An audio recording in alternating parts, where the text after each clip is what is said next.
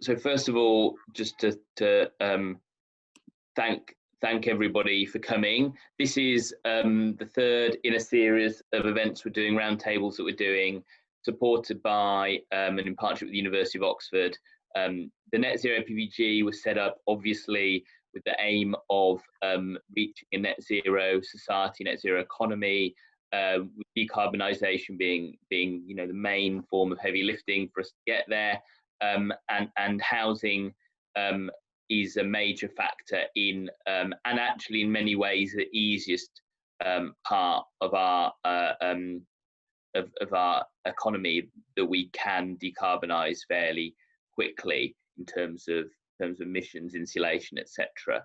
And obviously new homes as well are a huge part of this. So hopefully we'll get through that and get through your questions today. It's great that we're doing these events in partnership with the sponsors of our APPG, Centrica, Barratt, National Grid, WSP, Atkins, and EDF.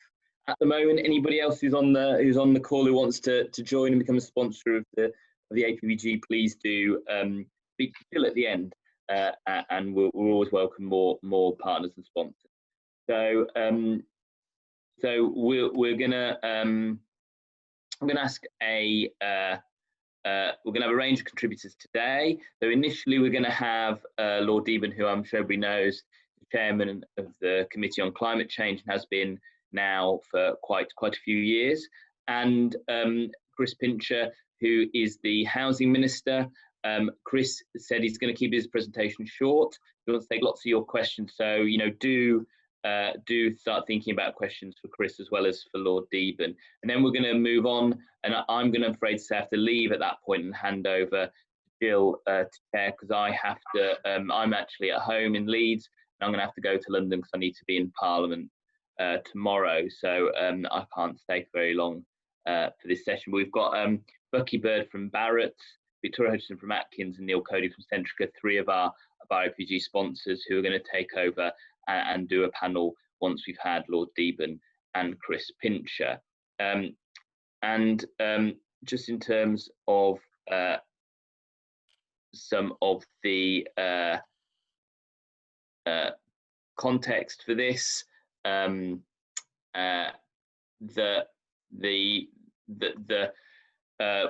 got parliamentarians on the call as well, and initially I'll be trying to get some of their insights and questions, and then come over to you, the industry and academic experts who are on the call as well. Most of you who are in the webinar section, although there are one or two in the panelist section as well. Obviously in this point and in this juncture, we need to think about how we're going to emerge from the crisis. I'm very much of the view, I know lots of people of the view, that we need to not go back to business as usual, that we need to come out of the crisis differently how we went into it, and a green-led recovery is absolutely vital. We've had to delay, now we know that it's by a year, the COP, which we are hosting here with Italy, and that year's delay, that's a year we can't afford to lose. So we certainly need to ensure that we're coming out of this and return into full economic activity, utilising a net zero perspective, and housing is usually important to that. I'm a long-term supporter of modular housing and actually building housing differently, and insulating. And then also I'm a big supporter of hydrogen and looking at the possibility of decarbonising home heating and cooking through the use of hydrogen. I'm sure all those things will come up in the session, but they're all things that we need to think about. We actually need to start hitting the ground with in a practical level and scaling up, because for all of those things, we do have examples either in pilot stage or at low scale, but we need to scale them up and have mass market engagement of all of these things. So we've got some key questions as well, which may be slightly different to the ones I've just outlined. So some of them are covered. So we've got a planning white paper as well. So what policies can we include in that to accelerate transition to net zero? How can we use innovation housing design? I know we've got people on the call who have spoken about this in the past, or has organised, spoken about this in the past, like the Green Building Council. It'd be great to hear their perspectives on some of these. Given that we have got a housing crisis, we do need many more homes. How can we support zero carbon innovation? You know, so I've spoken about modular. How do we scale that up?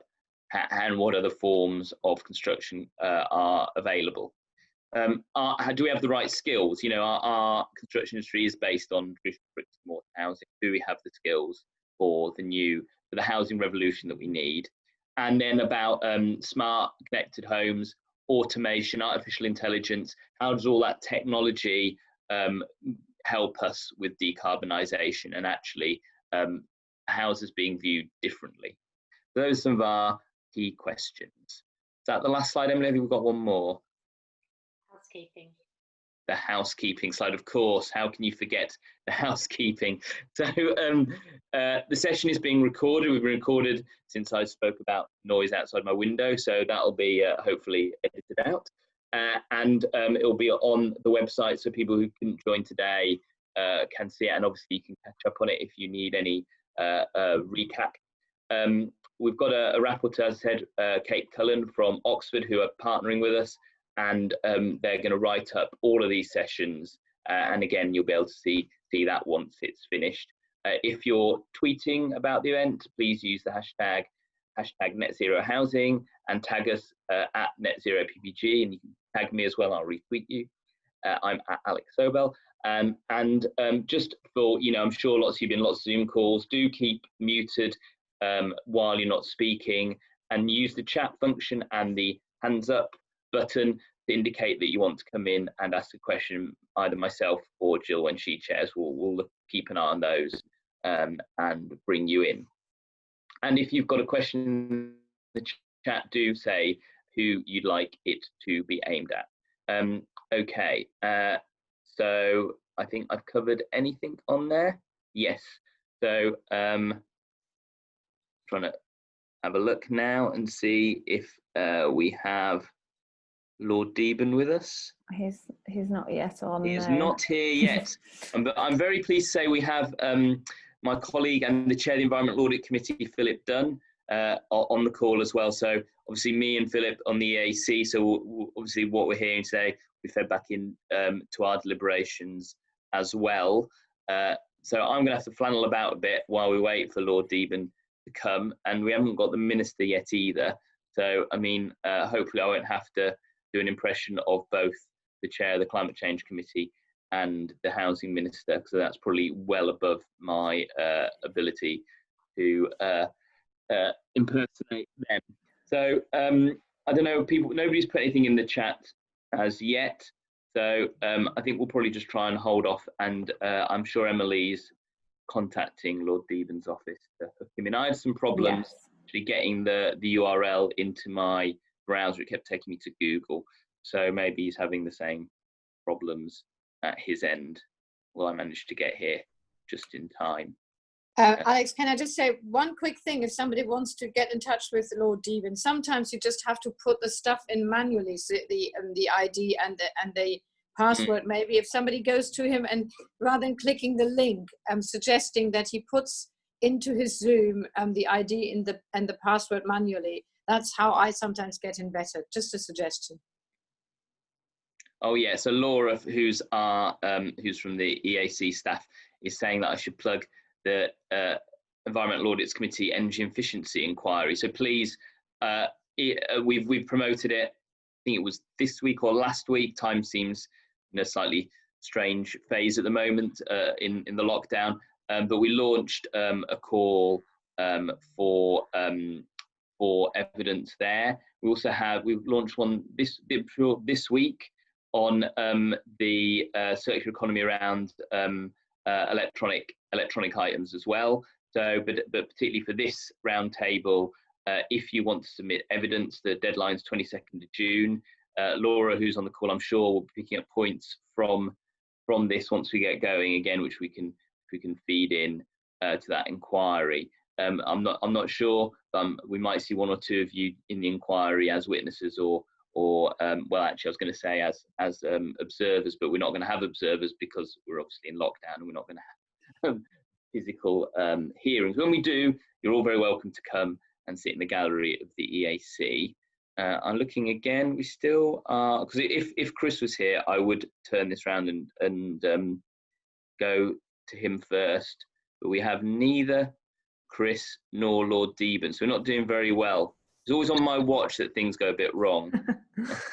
He should be dialing in now. I've just spoken to his office, so should be any moment. Sorry for the delay. So many of you here. There's nearly 100 people on the call, and we've got a great range of organisations who have who've come in to this. So and we've already had some pre-submitted questions from some of them. So I know it's going to be a great debate in this first section and following.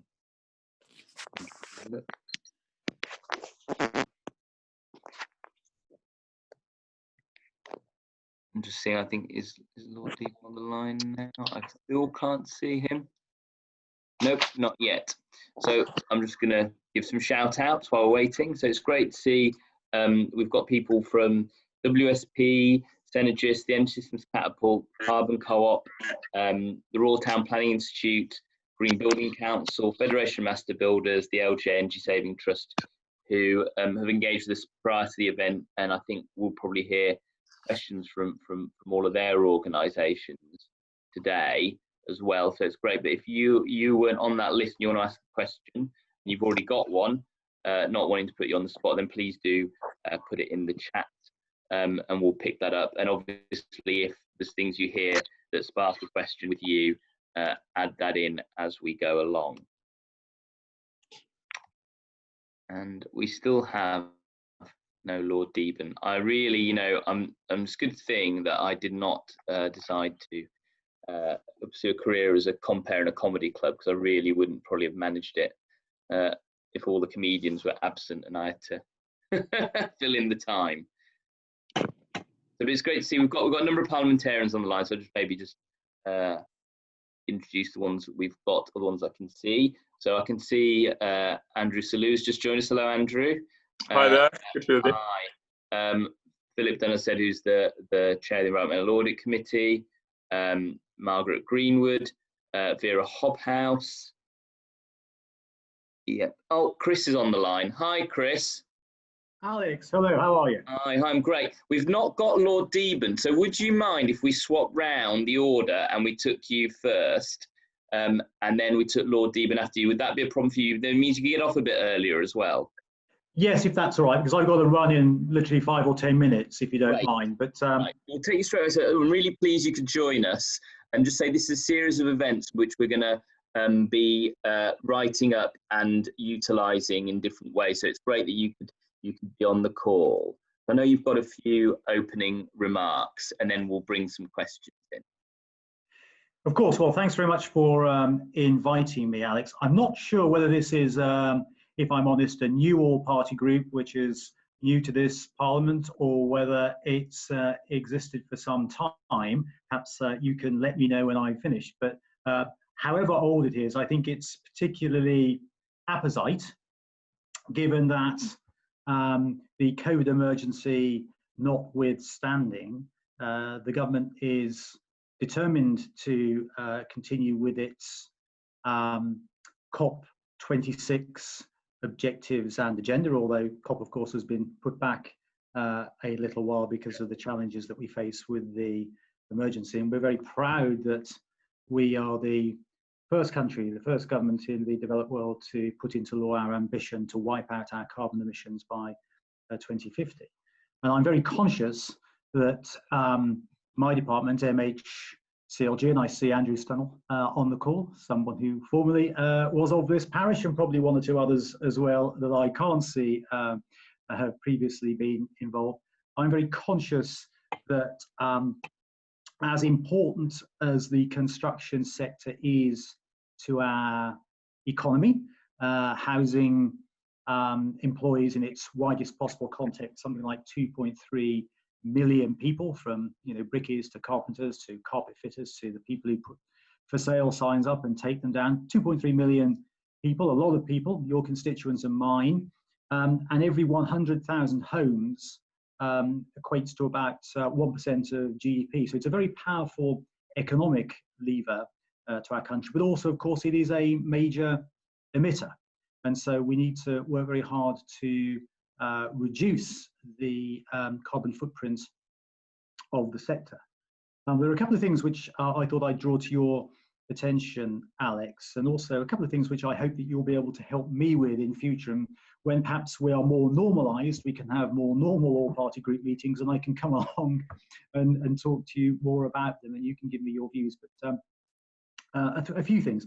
First of all, the first thing I did actually when I became Minister was to launch the Home of 2030 competition, which is a design competition to identify what the 2030 home should look like. In practical terms, this is not a sort of fantasy tomorrow's world view of what a home will look like, but what a home in 10 years' time can look like and feel like to be much more green and clean and fit for a modern purpose. That competition was launched back at the start of March. It's been massively oversubscribed, and I hope that your members will be able to play a part as we go through the process of looking at those designs and appraising them. So I invite you to take an active interest in the Home of 2030 competition. Also, as you'll probably know, we announced the Future Homes Standard.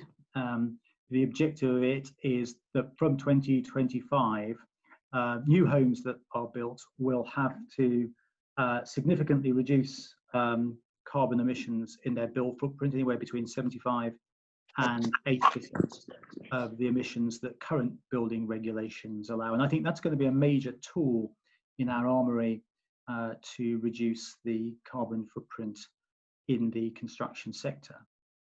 But there is also another particular area of construction that I am very interested in. I hope that your members are as well, and that's modern methods of construction, MMC builders, where I think we can play a very significant role, just as offshore wind 10 years ago was regarded as rather expensive and maybe not something that we could pursue. But because Britain has been become a world leader in it, we've seen the cost of offshore wind plummet, and is being very successful and has contributed very significantly, I think, to the removal of coal from our energy generation output. Similarly, I think modern methods of construction can have a significant beneficial effect on the construction sector. Not only is it estimated that it will reduce on-site labour by about 60%, so there'll be less travel for fewer people, but something like 80% of defects in the construction of MMC properties can be removed compared with traditional methods of construction. And that means that you'll have cheaper, greener and quicker homes. MMC factories tend to be so far in the north of our country, so anybody that's got a northern constituency or used to have one ought to be pleased about that. And I want to see MMC be further developed. We're already putting a lot of money into it through the HBF fund for SMEs, but also as we move to the new affordable homes programme, which the Chancellor announced £12 billion for in the budget a few months ago, I want to see MMC be much more clearly defined in that, so Homes England can be working with modern methods of manufacture companies to ensure that they have their part to play in development around the country. So those are three areas that I am keen to further explore with your group. I hope that there will be opportunities for us to do it, as I say, in a rather more personal way than this two-dimensional Zoom call allows us. But I'm very pleased that you've either launched or relaunched the committee. Very keen to hear about its ideas and further work, and I hope that we'll stay in touch. Thanks, Chris. Thanks so much for positive engagement. Actually, we started in the last Parliament, and I've been co-chair throughout, but I've had a Conservative co-chair through the period, first Simon Clarke, then he got promoted to be a minister, then Vicky Ford, then she got promoted to be a minister. We're going to get Duncan Baker on board. So Duncan's career clearly is going to flourish after being co-chair, because we don't seem to hold on to people very long before they get promoted. It's only a matter of time, Alex, before it's you. Well, there you go. And Lord Deben's just joined us. So I'll take questions for you, and I've seen and Andrew's got the first question, and I'll bring in somebody from the wider audience. So, and Andrew, what's your question, Chris? Thanks. Sorry. Thank you very much, Alex. Yeah, I've got a couple of questions for Chris. The government moved to reduce the fabric standards for insulation last year, which just seems a bit bizarre and a bit contrary to everything you've said, Chris. I've written to you about it at the behest of the Green Building Council, but just be interested in your thoughts on that. And secondly, from my conversations with Bill Dunster, who's been building zero energy bill homes for quite a while, there's a big worry that if we don't get on with it, we're going to lose the UK supply chain for sort of hot rolled steel, for sort of triple bonded timber, for insulation, and so on. So I just hope that, you know, we can make a thriving UK supply chain sort of for this. And given, you know, we've got the technology to build these homes now, I just despair when I go around new housing estates in my constituency and they're gas-fired boilers, you know, tile roofs, not built-in photovoltaics. You know, they're not triple glazed. There's not triple glazing like, you know, there is compulsory in most of Europe and so on. We just seem to be a little bit behind the curve, and we've got really good people doing it now. So that question on the fabric standards, the supply chain, and, you know, capitalising on the best of British that we've actually got, really, Chris. Well, thanks, Andrew. On the fabric standards, I know that we had a quick conversation about it in the library a couple of days ago. I've asked for your letter because I haven't seen it yet. So if you'll allow me, I will wait till I have a look at the letter. But what I'll contract to do with you is to respond to you. And if you want to share it more broadly with your colleagues in the APPG, then feel free. And that will also, I suspect, inform the urgency of our deliberations on it. So as I've asked officials to respond quickly, I suspect that when I see the letter, there may be one or two tweaks I'll want to make to it before I respond formally to you, but feel free to share it. With respect to the supply chain, I think you're exactly right. If we are going to build an industry at scale, and I really hope that we can, then we need to make sure the supply chain is there as well.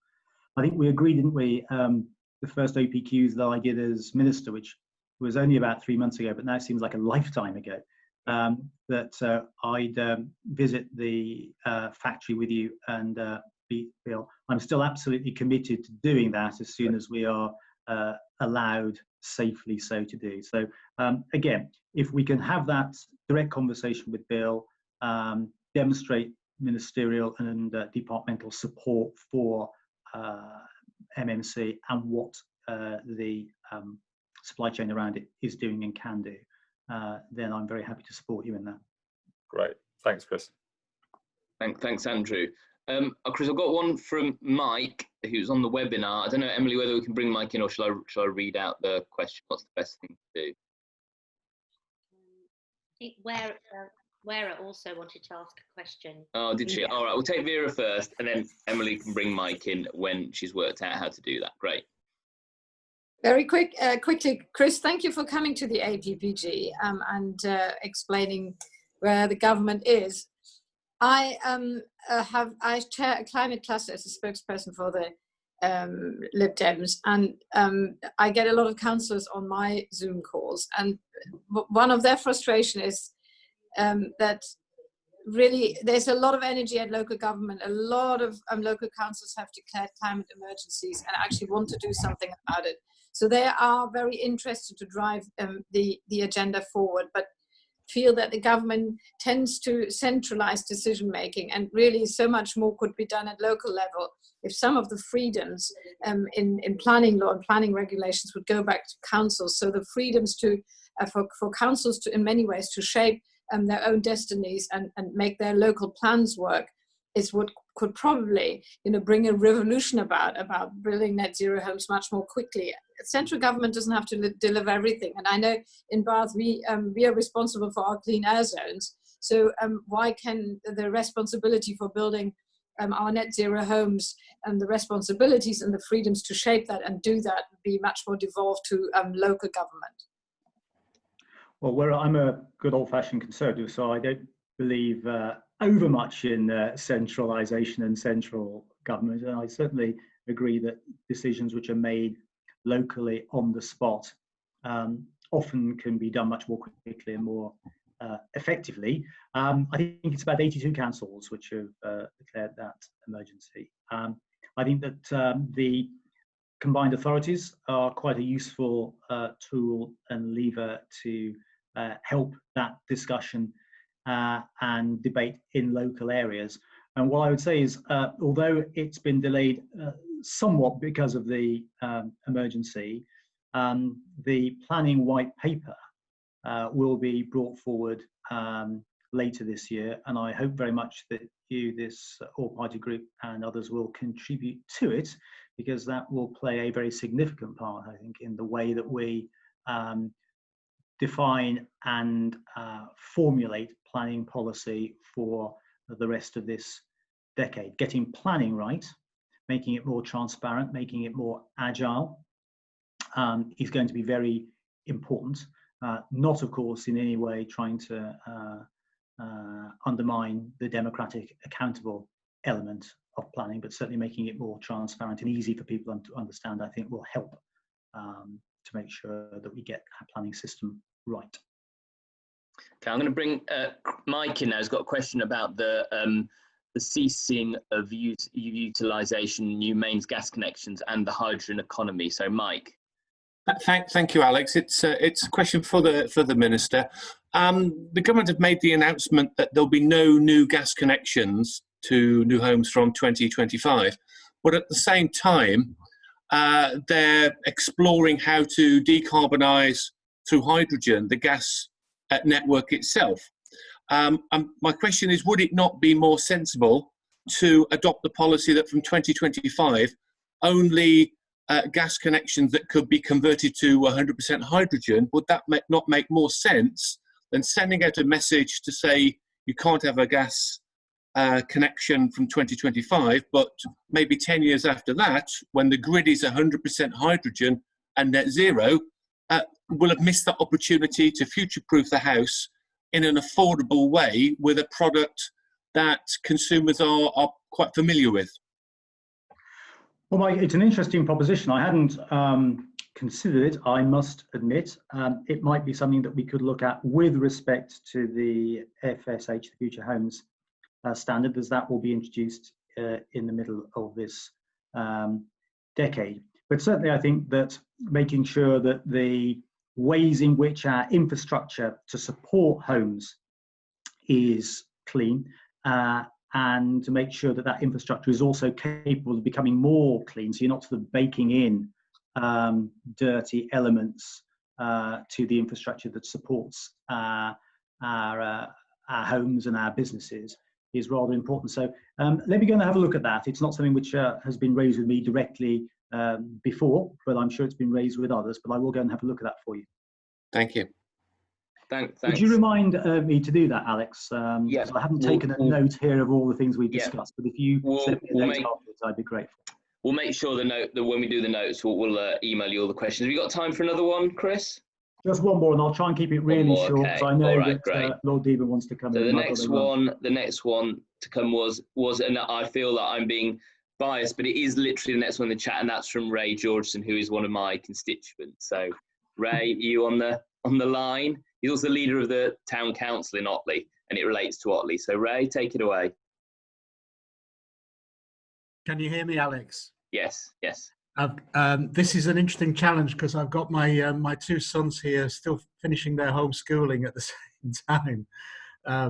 So my question was very simple.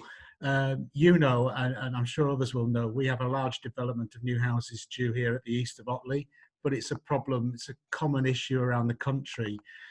Our neighbourhood plan was approved by a referendum recently, and the community has made it very clear that it wants any new housing development to be properly low carbon, properly sustainable, and designed for active travel. And the question is very simple: do the current rules and regime give us any confidence that this will happen?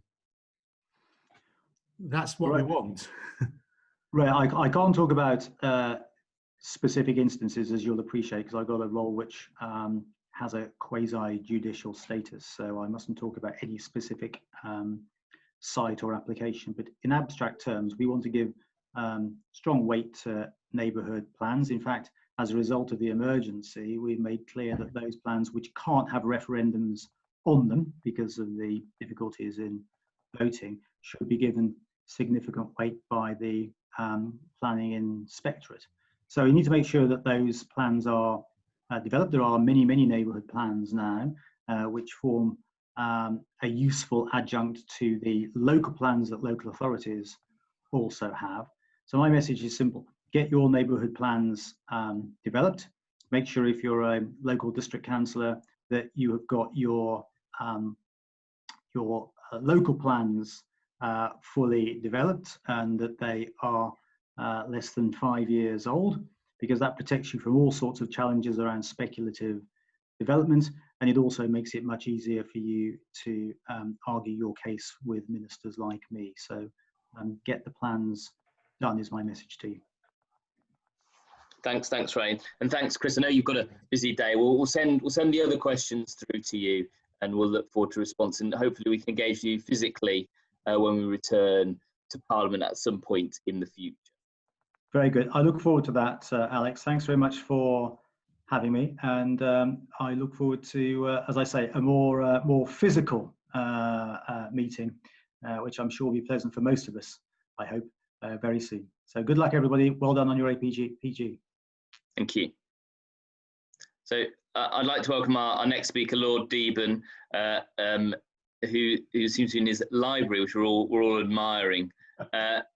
And Lord Deben's been a great supporter of our APPG since we started, and we've found the support of the Committee on Climate Change in aiding us in our work really helpful. So it's a real pleasure that you could join us today on this particular issue on housing. I know you've got some opening remarks before we take questions, so straight over to you.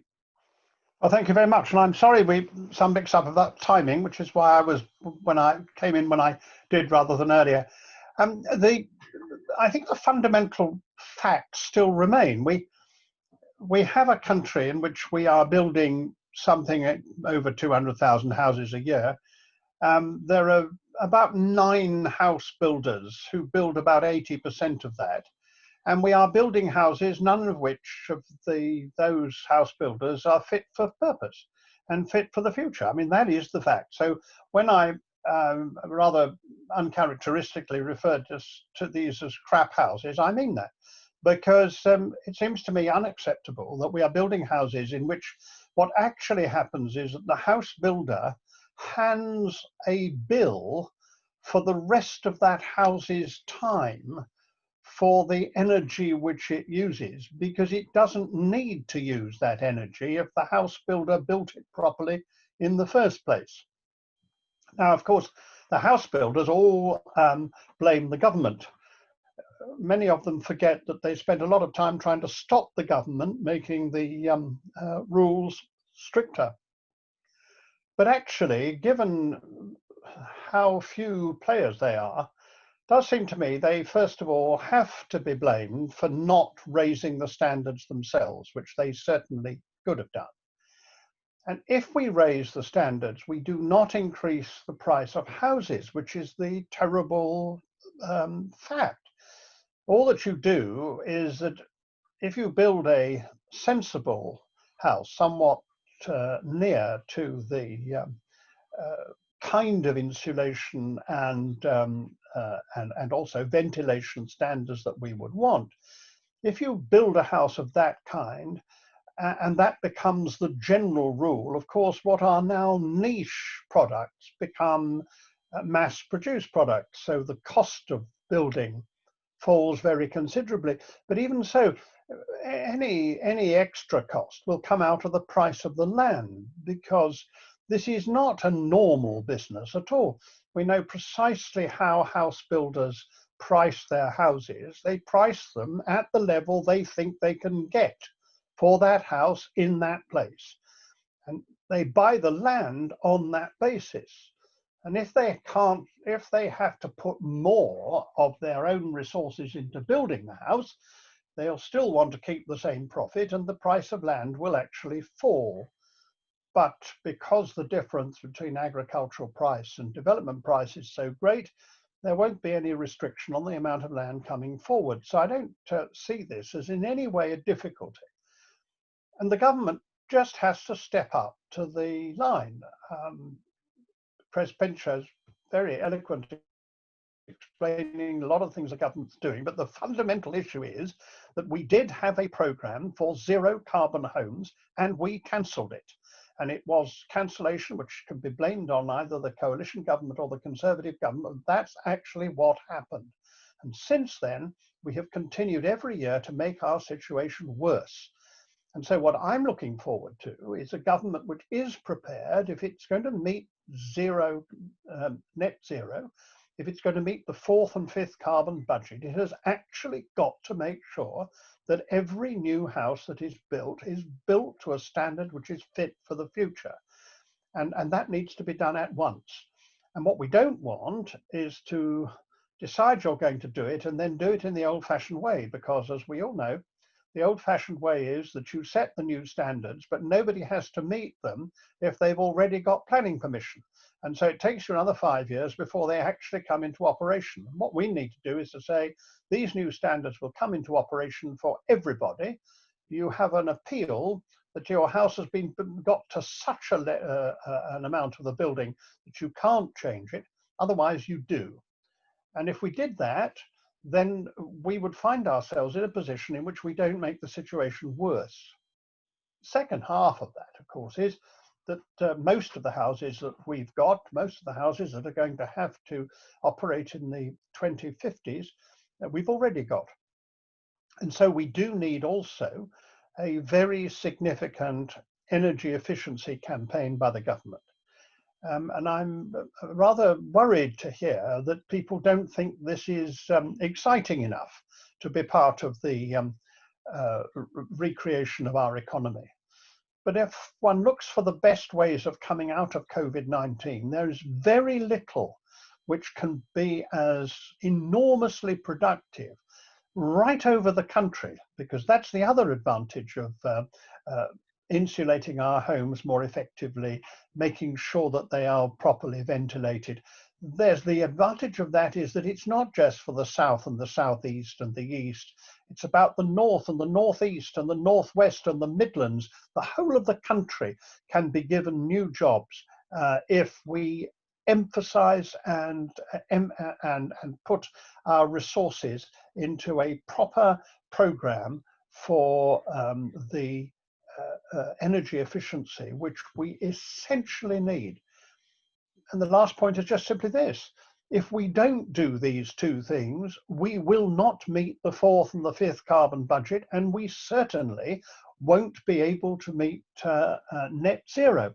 Now, as these are statutory requirements, as the government has not only signed up to it, but Parliament has put it into the law, it does seem to me that we need to have very rapid action, and we can no longer allow people to get away from this fundamental and essential change.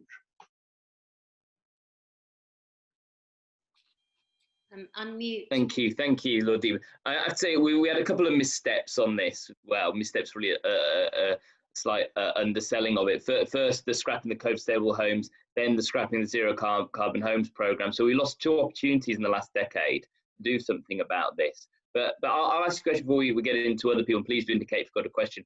You talked a lot about new homes. What about your views about retrofit? Because most houses aren't going to be new. Most houses are houses that we live in now. Well, I'm retrofitting. It would be part of the program that I would be seeing as a central part of the getting back better. I mean, this is one of the quickest ways in which you can create jobs, in which you can recreate the economy. And there is no reason why we shouldn't do this, as long as we tie to it a good deal of retraining and reskilling, which the British construction industry desperately needs. So put all that together, seems to me the basic central campaign that we can have to get out of the COVID-19 situation in which we are. So I would be proposing this even if there were no environmental or climate change considerations at all. It seems to me to be absolutely necessary for a recovery of our economy. So that's why the two things come together and are not in any way contradictory. The only thing, Alex, that really worries me is the way that government has, under all parties, has always used the excuse that the real problem is the houses we've got and not the new problem. That's absolutely true, but that doesn't mean to say that you don't solve the new problem as well, because you just make it worse if you do that. You should be saying both are important. We can deal with the new problem more easily because that is a matter of regulation. Not only regulation, but enforcement. Enforcement, we heard a question about local authorities. It is a scandal, the lack of resources that the local authorities have got, which mean that houses being built now are very often not built to the standard, pathetic standard that we've got now. And there's no way of enforcing it. So you need both higher standards and enforcement. And you also need a major national program of retrofit. Great. Thank you, Lord Deben. I've got Lord Oates who wanted to come in to ask a question, so I'll call him Jonathan Oates. Thanks very much. First of all, because my colleague Andrew Stunnell is far too modest, I'm sure to say it, he was one of the architects of zero carbon homes during the coalition, which sadly was scrapped by the subsequent government, not by the coalition. But the question I actually had was on the retrofitting of existing homes. And just if Lord Deben had any thoughts about particular financing models for this, because we had the Green Deal in the coalition, which I think didn't work perfectly. And I just wondered if he had any thoughts he might share on financing models. Well, we learned a great deal, I think, from the failure of the, the Green Deal. And the two things that one has to learn most clearly is, one is it must not be so complicated. You've got to have a system which people can understand. And frankly, I thought that the Green Deal was not only too complicated to start with, but every step forward it became more complicated. And it was not surprising that people really couldn't fix into it. Secondly, you've got to have a system whereby people have the information that they need to be able to make the choices that they need. That's crucially important. There is a new app which has been produced, I think, by Lloyds Bank, which enables you to see, given the parameters that you feed into it, what are the things that you could do to your building which would get the quickest return. Well, I think there's a lot to be said for those simple concepts that you help people do that.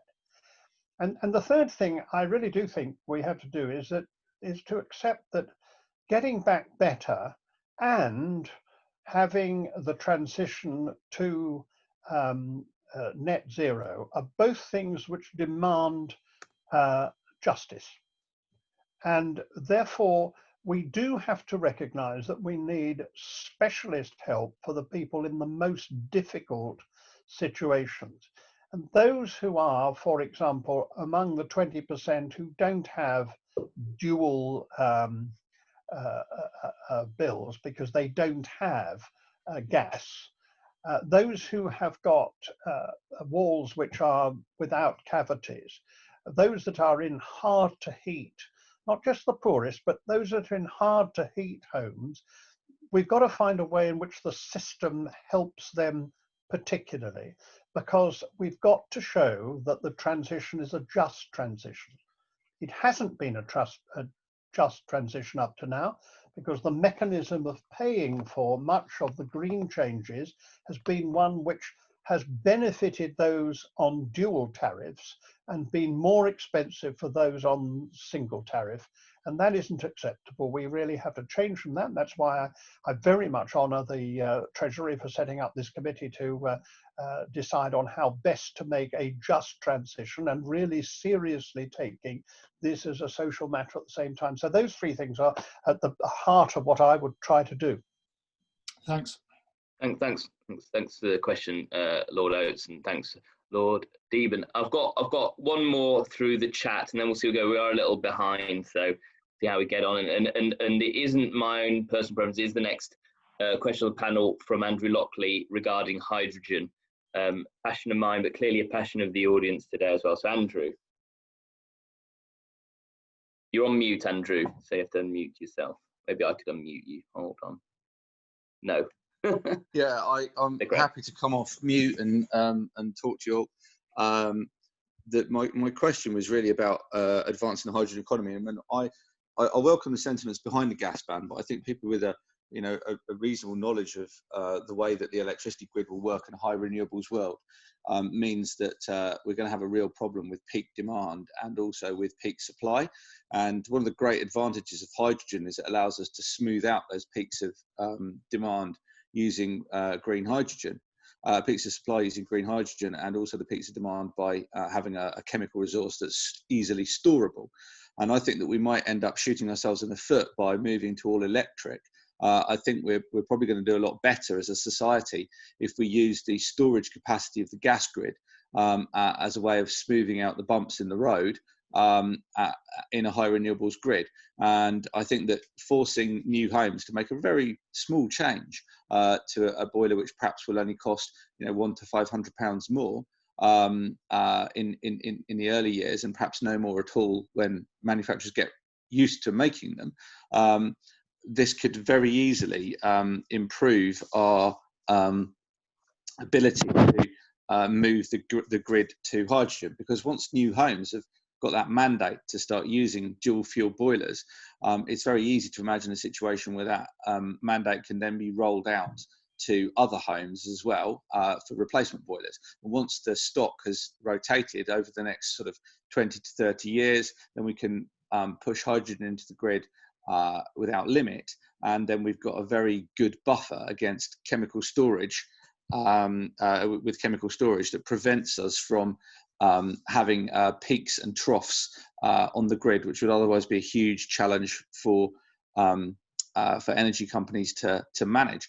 The other point I wanted to make is I think that while standards are very important, I think that the role of stamp duty has been overlooked in terms of its role potentially in driving energy efficiency. There's no reason why houses that are at the highest energy efficiency can't be given favourable stamp duty treatment, and that potentially can drive down costs, as Germany's done with its Energiewende policy, by making expensive things cheap by forcing people to make them at uneconomic prices. Quickly means that they find new markets and those prices become the new normal. Well, let me take the second one first. I mean, my own view is that it is for the government to make these decisions, but I am in favour of having a system whereby, with a sharper and better measurement of the energy efficiency of homes, that you would not be allowed to sell a house unless you had moved it at least 1 point up. So you had moved it from let us say D to C on a rather better run system than the one we have at the moment. And that if you hadn't done that, then you would have to have put some of the price of the house into escrow, enabling the person who buys it to move it up that step. Because it seems to me that this is the moment to make those changes. It's when there is money in the system. And you have the money in the system when you sell a house. So I would do that. And given how many houses are sold, and given the changes that are bound to happen, that would certainly move the energy efficiency program on very much more effectively. Now, to go back to hydrogen, I'm a great believer that it's not so much either or, it's always both and. I'm a believer in hydrogen. I think hydrogen has a really important part to play in the future. Climate Change Committee has made that very clear in its reports, and therefore I don't resile from that at all. As you Well, know, with respect, you can't have a gas ban and hydrogen. They are mutually exclusive. Well, let me just try to explain why I don't think that is so. The truth of the matter is that we have not yet got a means of producing hydrogen which makes sense as far as the environment is concerned, because we don't have a way of producing it without very considerable use of energy. Now, no doubt we will find one. That is what we have asked for, a considerable amount of work, and I think Britain could be the leader in the hydrogen revolution. But in the meantime, we've got to try to deal with the situation in which we find ourselves. I am a great believer in hybrid boilers. It seems to me that using a hybrid boiler in which you reduce the, in a place which is using gas at the moment, in which you actually therefore use the gas to a very much smaller degree, only use it when it's necessary because we run out of the enough energy from renewable sources, and all those programs are really important.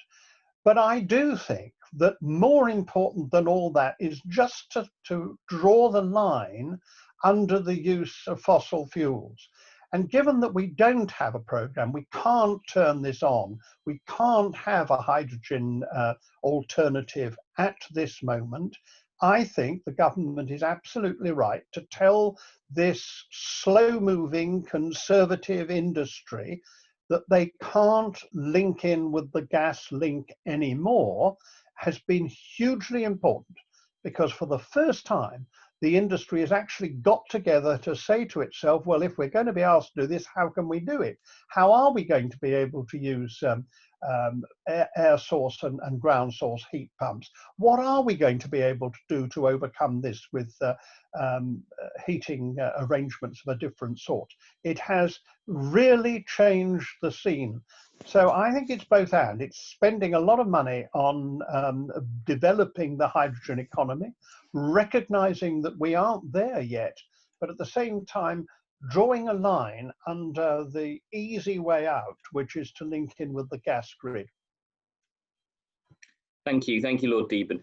I'm going to now bring in one of our sort of people who pre-submitted questions, which is Gavin Killett from Oxford University, who's one of our partners on the event. So Gavin, I'm going to bring you in for your question, then one more, then we're going to move on to the next panel. So thank you, Gavin. Okay, thank you very much. Lord Deben, you were just talking about cost and retrofit quite eloquently, I think, bringing together the new housing and the existing stock.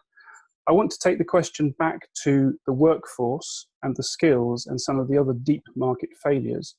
My question is, do you think we need to regulate the labour market so that there is a license to trade in the construction industry as a sort of way of making a basic level of skills and knowledge that could be then applied throughout the workforce?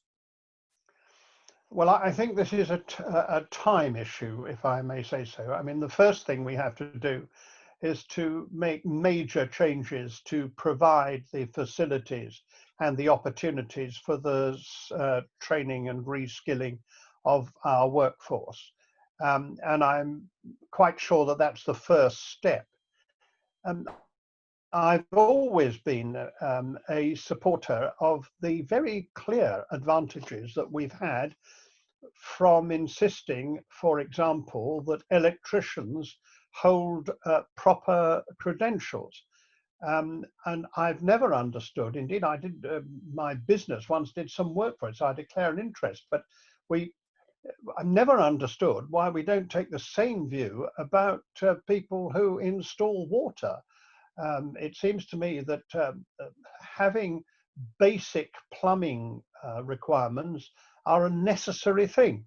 So I'm in favour of coming much closer to setting standards for the construction industry. I'm not sure that would be my first priority at this moment, I have to say to you, because our first priority is to get more people who are properly trained out there, and I think there's a great deal to be done there. And it might well be helped by saying that in 5 years' time, if you don't have the right qualifications, then you won't be able to work in a number of jobs, starting, in my view, with plumbing. Thank you, Lord. We've just got one more question before we go on to the next panel. That's from Barney Evans of WSP. Barney. Hi, can you hear me? Yes. Yeah, just I'll make a couple of very brief points if I can. Just on the issue, there's a hot debate about the electricity versus hydrogen debate, and I would say the existing homes are a massive issue, but the importance of new homes moving off fossil fuels is that they start developing that supply chain that we need for that retrofit that's to come, and that's why I think we need to switch to these all electric or non-fossil fuel bases now, because if hydrogen doesn't come, then we know we've gone down the right path, but if it does, we can still focus our existing stock on that. My question was around that very subject. Does any of the panel have any details on when the changes in building regulations are due to take effect? They were due to take effect in September, but I haven't heard anything since, because I think that would be an important stepping stone on this path. And then just very briefly, I don't think we've mentioned it yet. I think Neal from Centrica will probably mention it in more detail. One of the most important things for new homes is that we recognise the importance of energy flexibility, a bit like Andrew was mentioning. Things like energy storage and electric vehicle charging are going to be crucial parts of our homes as much as our heating and so on. And at the moment, the regulations just don't recognise they exist. So it's hard for us as consultants to advise our clients. So maybe, Lord Deben, you want to take that last point? I think that might be the one pertinent to you, about flexibility. Well, absolutely. I mean, WSP has set a huge example, let me say so. I mean, there are companies which one does have to take the opportunities of congratulating, and I do that with WSP, who's been setting some fine examples in this whole area. But flexibility is crucial. I mean, can you think of anything more mad than not providing for electricity charging for vehicles in a house that you're building today? I mean, we know that the whole of the car fleet is going to be electric. We know that more and more people are buying electric cars.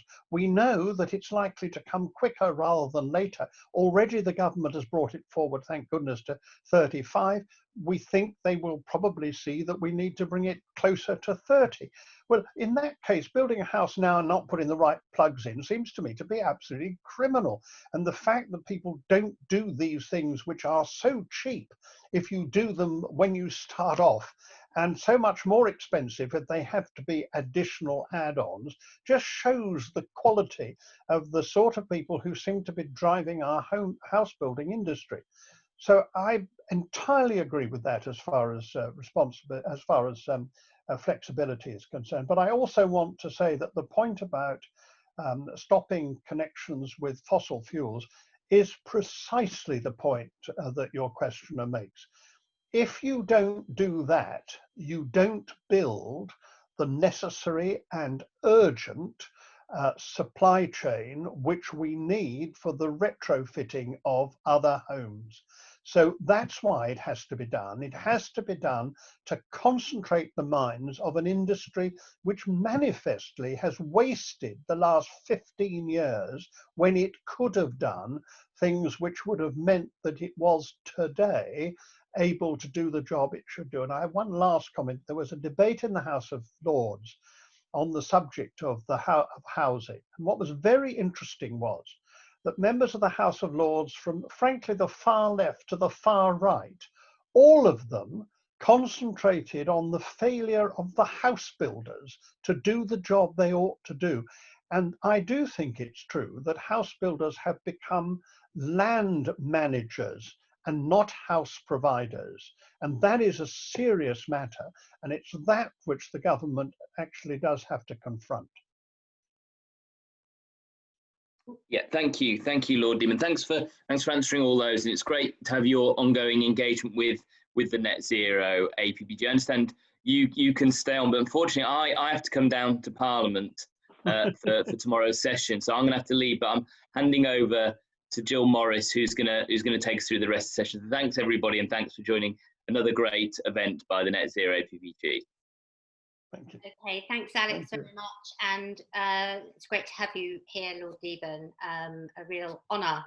And I'm going to switch now to what we call the industry experts. And I'm sure that Bukky Bird from Barratt is one of those very much a house builder to talk about how we're going to build those low carbon homes. Obviously, you've said some very interesting things there, Lord Deben. So I don't know if Bukky, you want to step in and say anything, or you just want to crack on with your presentation. Thanks, Jill. Hello, everyone. Yes, I sort of we've had conversations before, Lord Deben and I think some of the points that you raise, absolutely, we would like to engage on.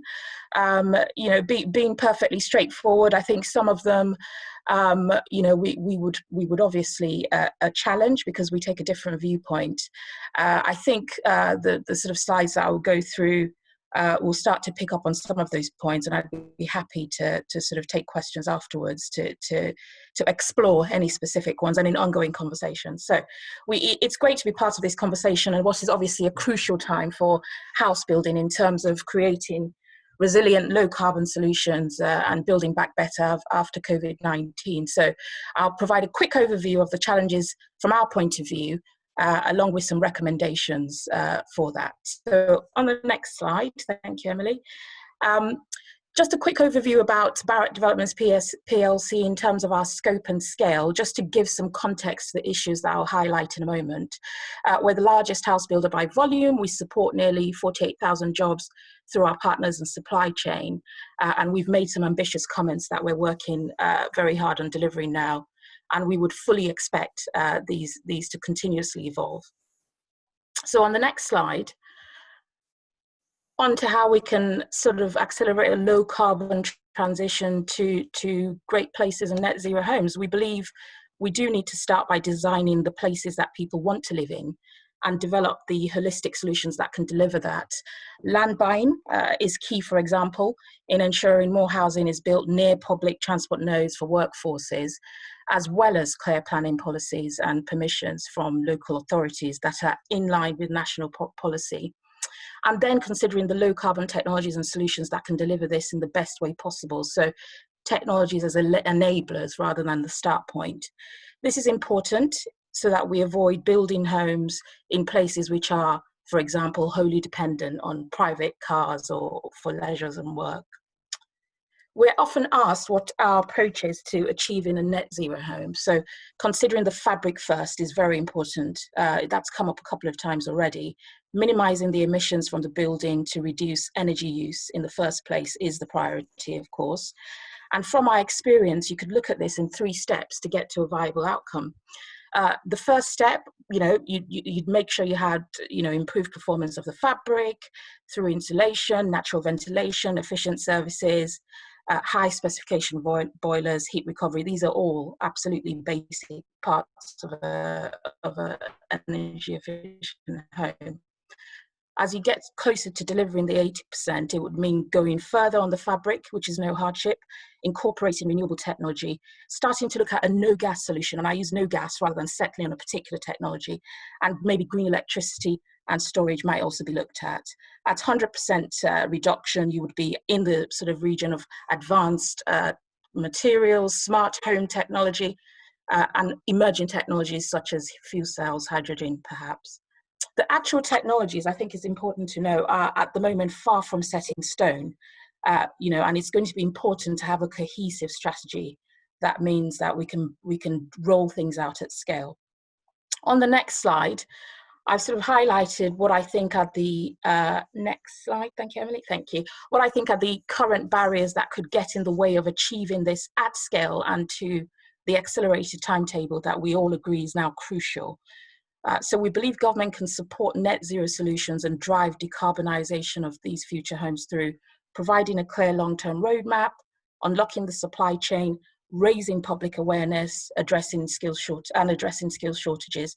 I'll delve into each of those very briefly. Again, I think most of those have been touched on. On the next slide, a truly long-term solution, clearly needs a truly long-term and interconnected plan. one that can provide consistent understanding of the solution and sits outside of political cycles, if I may say so. We strongly advocate a simple and consistent roadmap with common language and definitions, providing one national standard rather than variations locally, which can slow delivery down. From earlier comments, this might be open to debate, but what we're talking about is one high national standard rather than lots of differentiations at a local level. Very importantly, you need to focus on outcomes with clear milestones, not specifics. It's going to be important to trust free market creativity, let the industry find the best fit solutions. And then the delivery of each milestone should be underpinned by mechanisms which are able to span governments so that we can support innovation and have the proper incubation of initiatives and solutions, whatever they might be. On the next slide, talking about unlocking the supply chain, the key to this lies in creating confidence for those who provide the key products and services by assuring volume demand. We need to support the development of reliable solutions that can be deployed on time.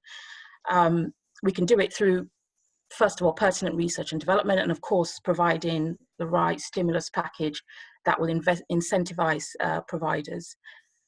I've also made a note there about linking these incentives to the outcomes we want, not specific solutions. And also aligning with retrofit where possible. I think there have been a few comments with that which we wholeheartedly agree to drive the right scale. Next, on public awareness, we've looked at the scope of our footprint in Barratt. Less than 1% is our own direct footprint. 65% is on the supply chain, which I've talked about, and 34% comes from our homes in use. So there's a desperate need to influence behaviour to reduce energy demand. You can have the most carbon efficient home that still uses a lot of, or emits a lot of carbon. So it's critical to ensure the public understand and value low carbon solutions. We would recommend a government campaign to raise awareness of this challenge and give a trusted view on home management. Absolutely agree with Deben on that. We say climate change is one of the most important challenges we face today, but you wouldn't know that in terms of the rhetoric we see on TV or that we all talk about. And of course, unlocking green finance is vital. If, for example, energy bills are factored into mortgage assessments, customers could make different decisions and get larger mortgages for more efficient homes. On the next slide, lastly, about addressing skills shortages, green construction absolutely offers a huge opportunity to bring new skills through existing trades, but also those coming into the industry fresh, especially post COVID-19. The quote below there, I'm not sure you can see it, highlights that currently construction needs over 35,000 new recruits a year. And by providing apprenticeships and other programs and funding to retrain for different trades, this could really provide some significant opportunities.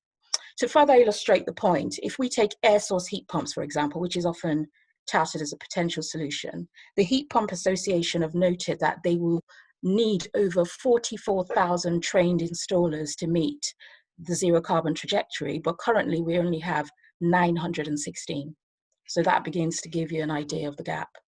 So on the next slide, I've just recapped what we believe are the most important elements of this. Simple long-term roadmap, unlocking the supply chain, raise the public awareness, address skills shortages. And of course, we know we as Barratt have a huge part to play in this, and we look forward to further opportunities to work together. And that's me, thank you. And I'll hand back over to the chair, thank you. Thanks, Bukky. I think we might have lost Lord Deben. I think that's a shame, Jill.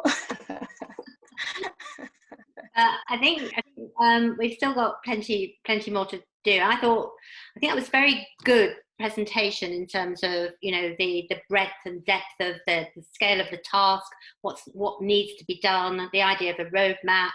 Quite shocking that we've only got 900 heat pump installers, and the scale of the task. And as you know, we're all around accelerating net zero policies, and that's what we're here to do at the Net Zero APPG.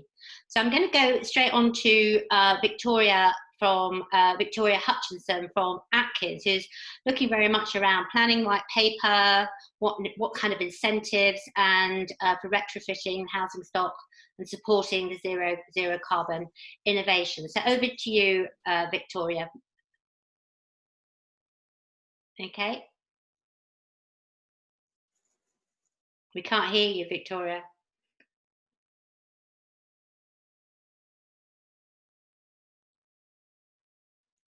No. Emily, can you help? She's not on mute, so it might be a problem with the headphones. Try without the headphones, or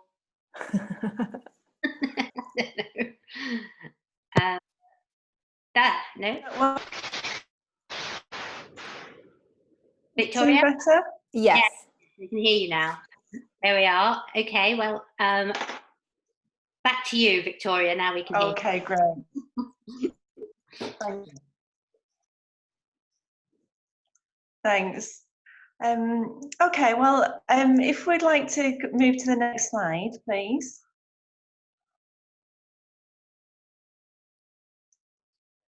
Thanks.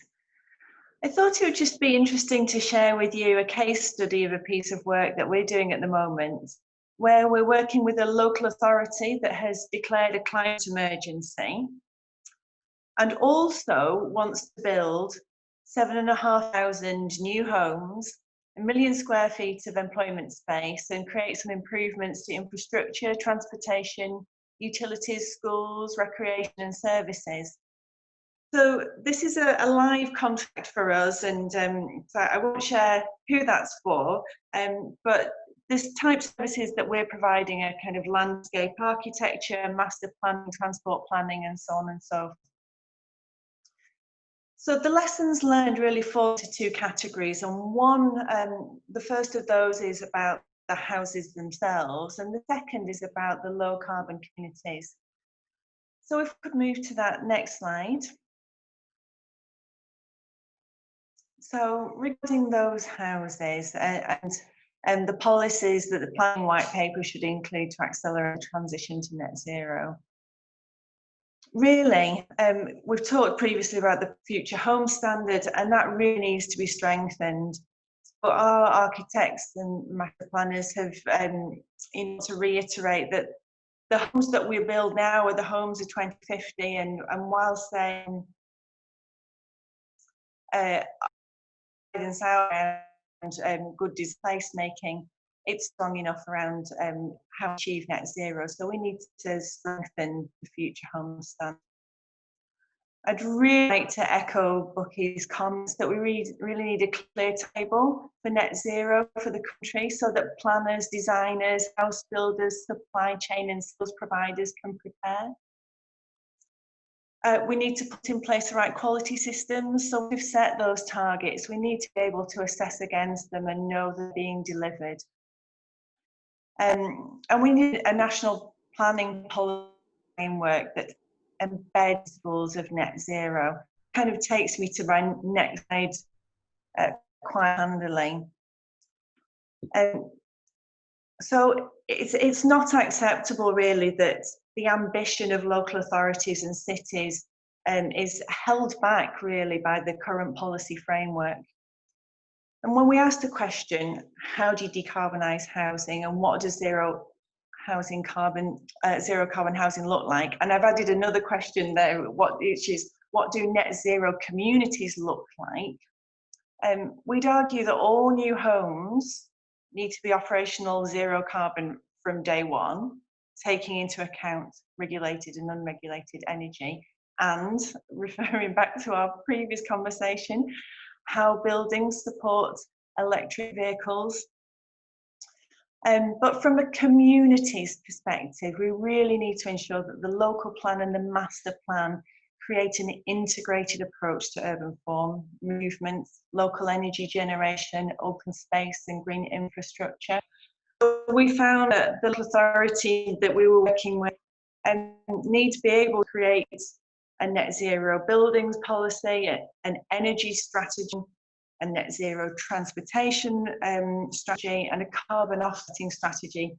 So that meant that they also needed to be able to understand biodiversity net gain and environment net gain in order to be able to figure out how to sequester carbon in the short term.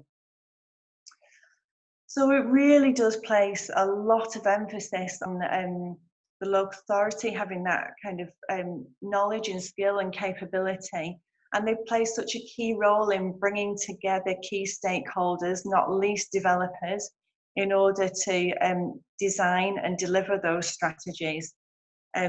So really a reminder that net zero housing is an important part of the solution, but that the net zero communities require a really wide-ranging and integrated approach. Okay.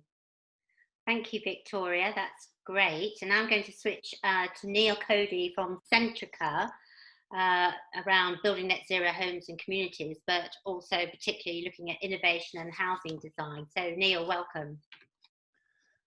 Thank you, and thanks for the opportunity to talk about net zero homes and communities. Just checking here, you can hear me? Yep. Good, okay. So I'm just going to briefly talk a little bit about innovation in reducing the carbon footprint of a house when it's built, energy communities, of course, and the customer perspective as well around retrofit and of low carbon technologies. Next slide, please. So when you build a new home, there can be over 50 tons of CO2 is kind of embedded in there. And there was talk earlier about modern methods of construction.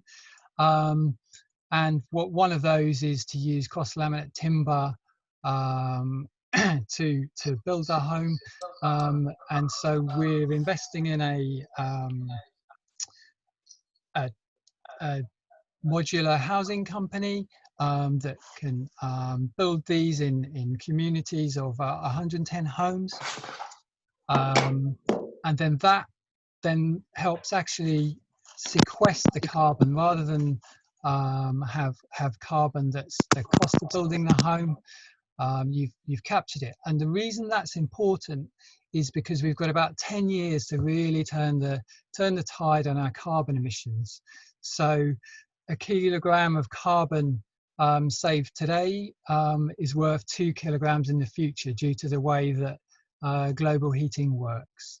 So we're aware of that, and we're helping build these communities of homes. Next slide, please, Emily. Thanks. And as part of these communities, there are you have energy consumers and energy generators, and we set up a trial in Cornwall that's been running for the last 3 years of a local flexibility market, and that's where you have people with generation and storage, and they all bid in to try and solve problems on the grid again that were kind of mentioned earlier, and we can see more of those problems occurring as you put more solar and heat pumps and electric mobility onto the network. We feel a market-based model at the local level is the way to solve that through flexibility. Next slide, please. And then just starting to look, we've spoken a lot about technologies, hydrogen, heat pumps, fabric first, all of this.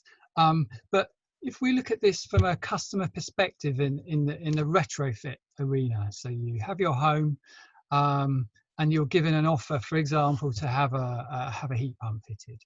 And the issue that we have is that can be quite disruptive.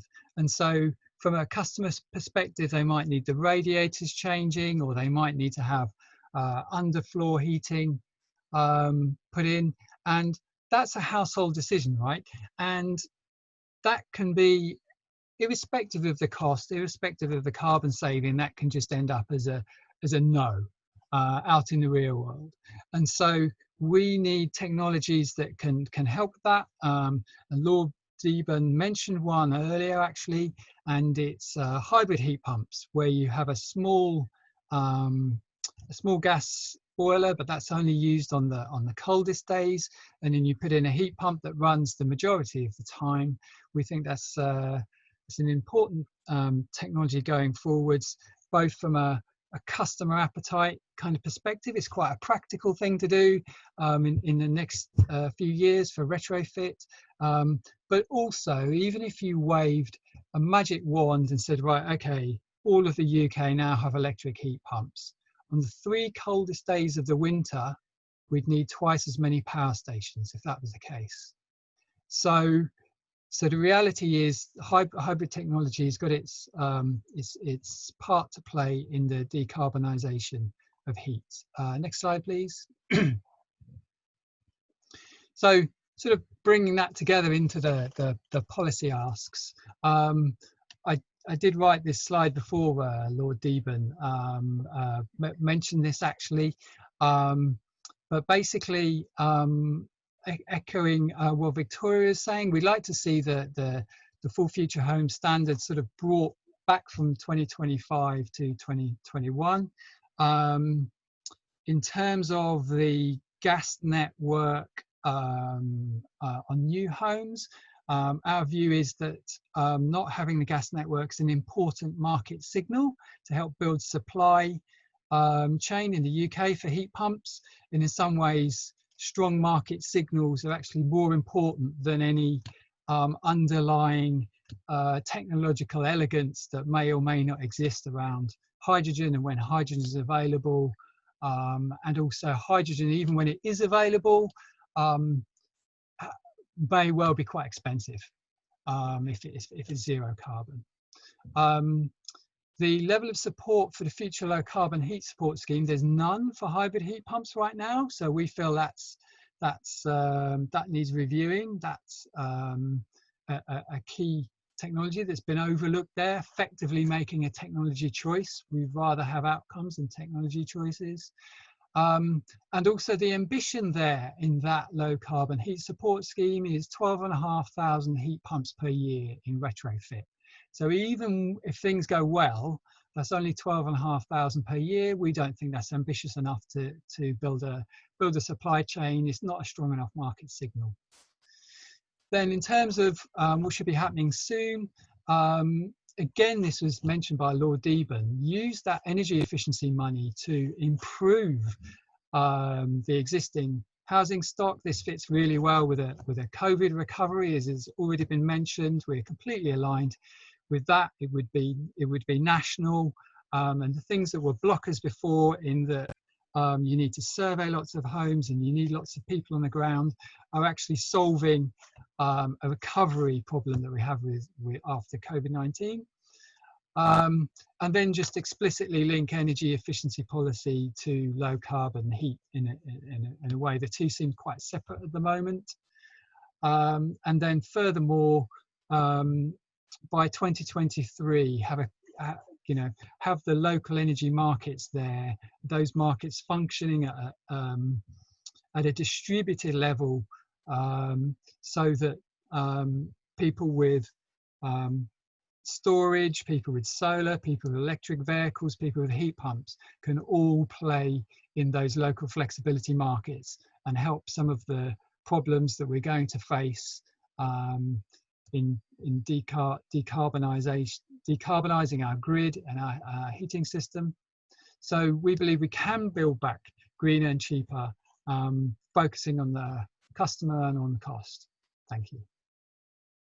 That's great. Thank you very much, Neal, and thank you, Bukky and Victoria. All excellent and thought-provoking stuff. I'm going to see. We're now going to move on to questions, but I'd just like to check if Andrew Stunnell and Andrew Salou, the two Andrews parliamentarians, wanted to come back on any of that. I thought, Andrew Stunnell, you might want to pick up on some of the comments around well, retrofit, the lack of skills, heat pumps, recovery, but I'll leave it to you, because I know you're a bit of a fan around retrofit. Okay.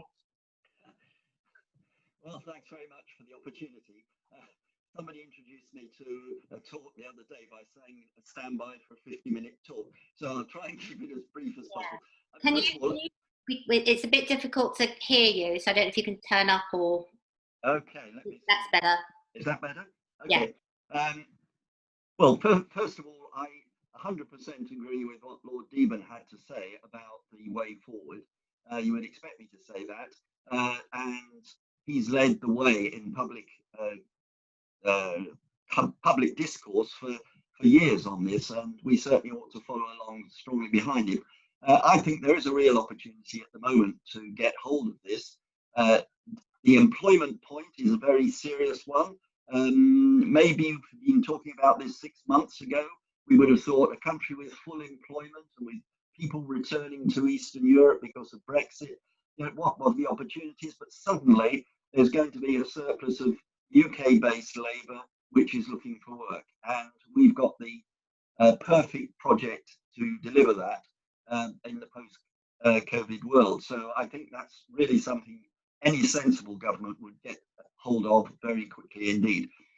Yes, it is about skills, and even something like a retrofit coordinator, which is kind of a preliminary to doing a fabric first proper study of a property that's going to be upgraded. I asked a question. There's 80 trained at the moment, which, considering we're expecting to do 1 million homes a year for the next 20 years, is clearly not enough. So there has to be some upskilling, but even so, the possibilities of doing a lot of work with small firms, a very fragmented industry with lots and lots of single person firms, 2 and 3 employees, that's exactly the level that can scale up quite quickly to do 2 houses instead of 1, take on a couple of extra people and really make things happen. So I'm in amidst all the gloom of where we are at the moment, it actually provides a jolt to the system which could make a real difference, and I hope we'll take that opportunity. That's great. And do any of the panelists, Bukky or Neal, want to come back on that? Okay. I mean, I can just offer from, I guess, from a heat pump and low carbon technology supply chain point of view. We do have multiple academies nationally. So if the market signals are right, we can help with that supply chain, but the market signals have got to be there. Yeah, that's right. Okay, I'm going to switch now to some of the other questions, and if I could just line up, Emily, the following panelists. We've got some questions from David Brissenden at Synergist, Dr. Rose Chard from Energy Systems Catapult, Jonathan Atkinson from Carbon Co-op. I'll take those 3. If you can unmute yourselves. I can see Rose, you're there, and David Brissenden. So I think we'll go to David Brissenden first. And also I've got one in the chat from John Palmer, who's actually got a specific question to Bukky, which we'll bring you in, John, as well. So let's start off with David, and then we'll go to Rose, and hopefully Jonathan's still on the line. Hi there, thank you, Jill. Neal very briefly touched on this on his presentation, but this is for a general panel discussion. So the CCC have repeatedly called for a retrofit revolution in the UK if we're going to meet our net zero ambitions. At the moment, the primary legislative vehicle for delivering this is ECO. Does the panel believe this scheme goes far enough, and how could it be adapted to better curb household emissions? Okay, we'll take that one. So that's around eco, and that's very good. Jonathan from Carbon Co has actually fallen off the call.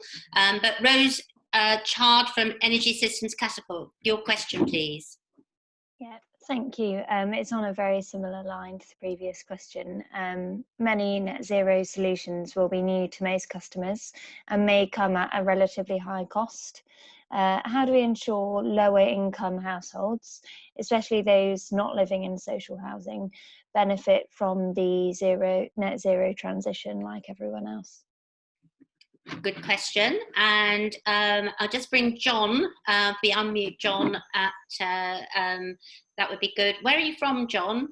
From the Passive House Trust. Oh, great. Okay. And you had a particular question for Bukky, but I'm sure other panelists and other people will be interested to know what you've got to say. So, Yeah, it's open to all panelists, really. My question is about the performance gap. So we know that the performance gap is significant in new homes, perhaps on average about 14%, and maybe in some homes as much as 150%. So that means you buy a new home and it'll cost 40 to 150% more to heat than says on the certificate and the EPC. So my question is, how can the industry close this? Because if we set higher standards in the future home standard, for example, that's great, but it's actually pointless if we're not building high quality homes to meet those standards. Okay, good. Okay, I'll go to Bukky first for your comments, and anybody else put their hand up if they want to come back. Okay, Bukky, unmute. Thanks, good reminder. So yes, on the question of how we can ensure the net zero transition is not the preserve of the well-off, absolutely. I think that's why some of the broader points around ensuring that this is standardized and ensuring that this isn't built into, of course, this cost cannot be passed on to the customers, these sort of green financing opportunities. So I think that is part of, all the points that we've spoken about, in terms of a really clear roadmap, ensuring that we support the kind of development of these technologies so that the cost lies upstream to the customer. And if we regulate this at a national level, which is the other sort of issue, and because we definitely find disparities or I should say differences in terms of depending on where we're building the standards that are being pushed. So, I think we would be in favour of one high cohesive standard, and I think that would start to drive that in the right direction. I think there was a question around the performance gap.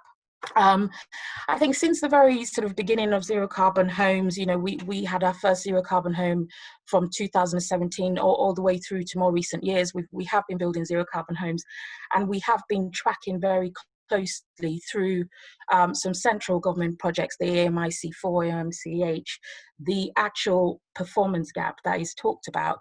And there are many issues that are linked to this. Some of this is accuracy of the testing environment. Some of this is a difference in the way the homes are used. And absolutely, some of it is down to the quality. I think the sort of recent conversations as part of the Future Home Standard are absolutely going in the right direction of finding a way to accurately and consistently measure the performance gap. But it is more complex than just kind of, sort of stating it in a standard. We have to actually measure it correctly. And I think the other thing as well is, this is, there was I believe there was a question on the chat about low carbon, the role that off-site methods have to play in low carbon. And I think that whilst they might not, there are sort of broader questions with timber frame or volumetric or offset around the carbon emissions, the whole life carbon emissions. One thing we can do, and I know it's, some of it is to be tested at a large scale, is control the quality of the housing, a lot better, which is why we're also pushing for more of those. Okay. And that, I don't know if anybody else wants to jump in on that. Neal or Victoria? Oh, Andrew Salou, you want to come in? Unmute, please. Yeah, thanks. Can I just sort of raise a sort of retail point of view? Because it seems to me we are missing a trick with the failure of our use of proper language here. So we all get the carbon point, because this is a Net Zero APPG. But there's a massive social justice issue here as well.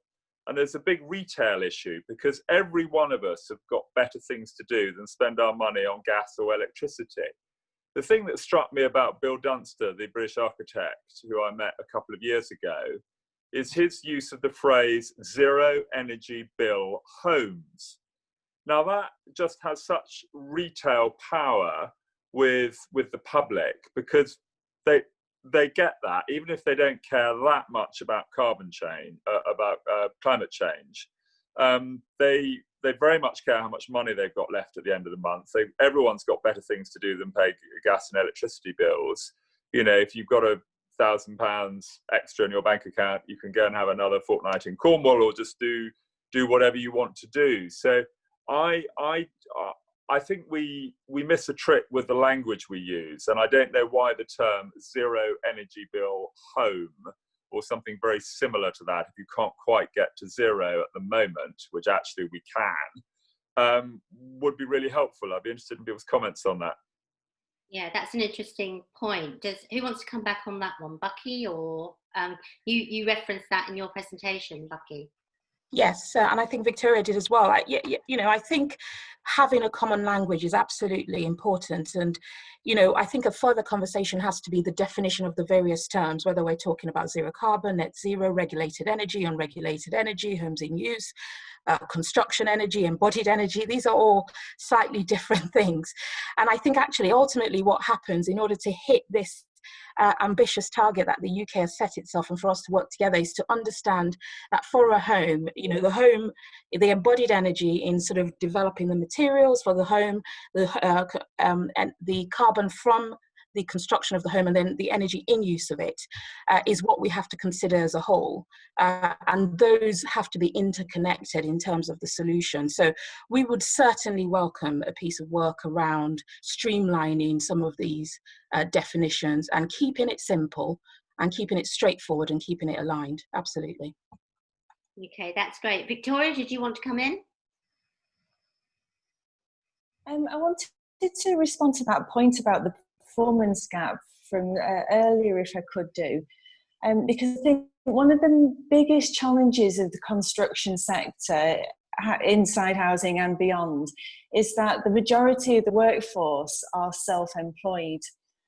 And the result of this is there is absolutely no incentive to take time off work to do training, because not only do you have to pay for the cost of the training, but you lose your income in doing so. So I think one of the opportunities of off-site manufacture, and we're also one of those organisations that has developed and bought a factory in Bradford, and we have designed off-site kind of modular housing units. And I think one of the opportunities that creates is not only for a different approach, but a different approach to employment and training.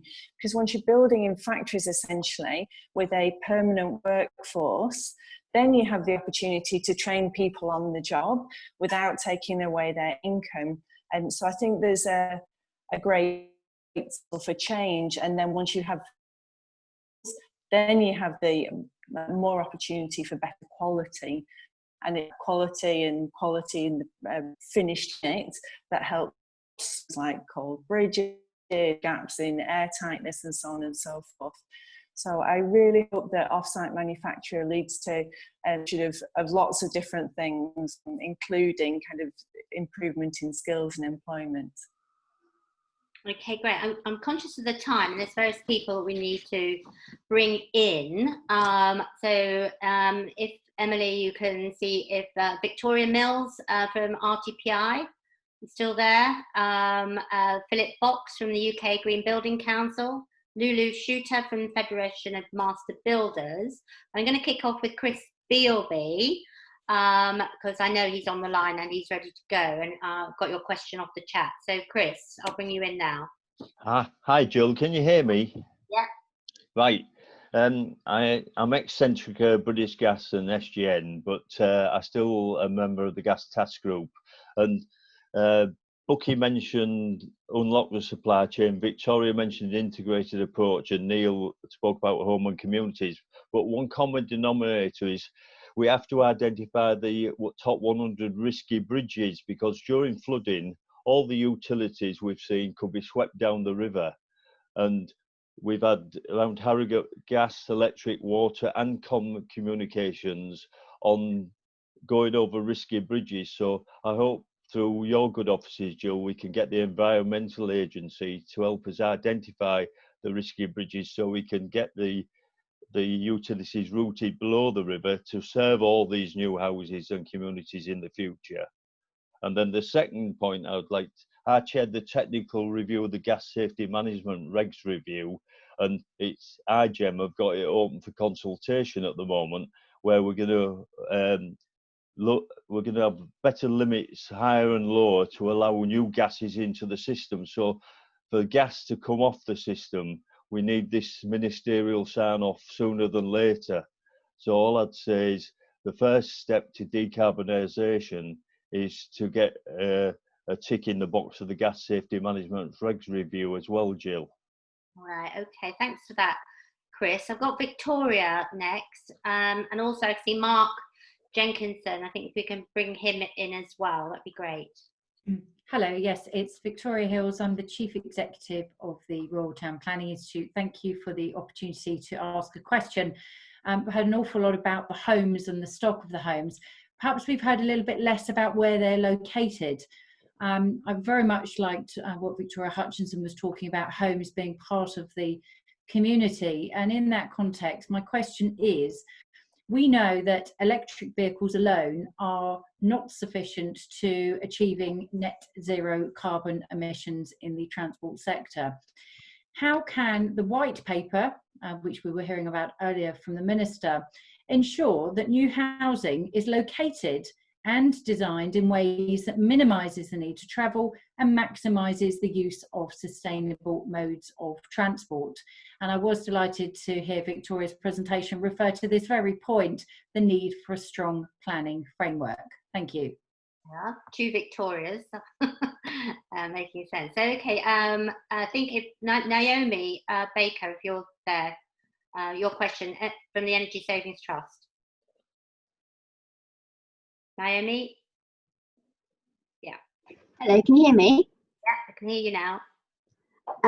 My question is about heat pumps. Do we need a scrappage scheme for the 1.5 million off-grid homes with high carbon heating like oil, coal and LPG? That's a nice short question. Is any short replies? Probably the answer is yes, but anyway. And Mark Jenkinson.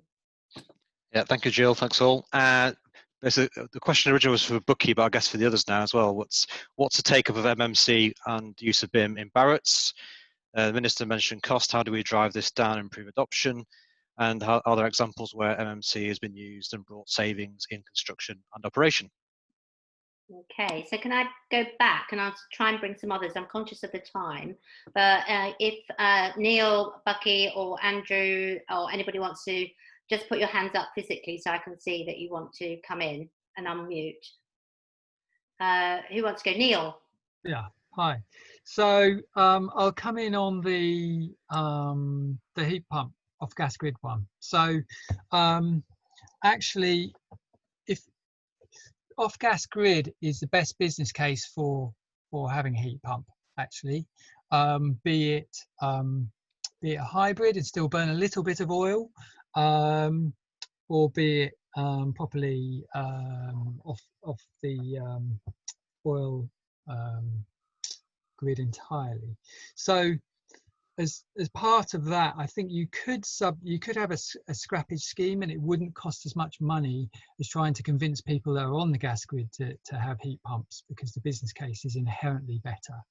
So that would be my answer to that. We'd be broadly supportive of such a measure, as long as it's sort of based on the outcomes. Okay. Anybody else?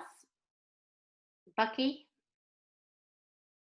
Sorry, just trying to find my unmute. Just a quick answer to the question about MMC. So we set a target to achieve 20% MMC by 2020, and by 2019 we'd achieve that, and now we have a target to achieve 25% by 2025, and we're well on our way.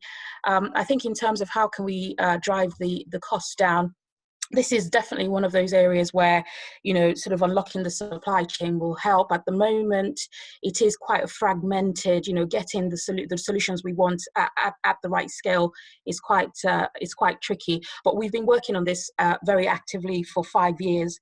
And last year we acquired our own timber construction company, Oregon. And where we would be now is, we would say, over the last 5 years, from being a very niche initiative we were doing, we feel like we're much closer to a competitive solution now on MMC, but not quite there yet. Plenty to do. Okay, that's great. And David Brissenden has has nudged me and you on the chat to say, can you answer the question around does eco go far enough, and how could it be adapted to better curb domestic emissions? So who wants to have a go at that one? I'll come in on that one. So I think some specific technology choices have been made in eco, whereas I think if it becomes more outcome focused and then let the market solve for those carbon reductions, I think that might address part of that question.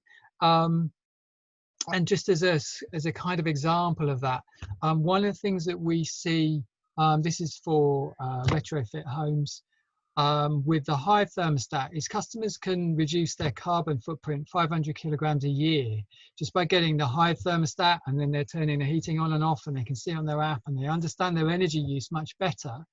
And I think, again, that can help with this performance gap that we're seeing. It's not just the houses aren't built to a particular standard. It's more when people get into those homes, they don't really understand the energy impacts of their behaviours. So they're leaving doors open and windows open, all this kind of thing.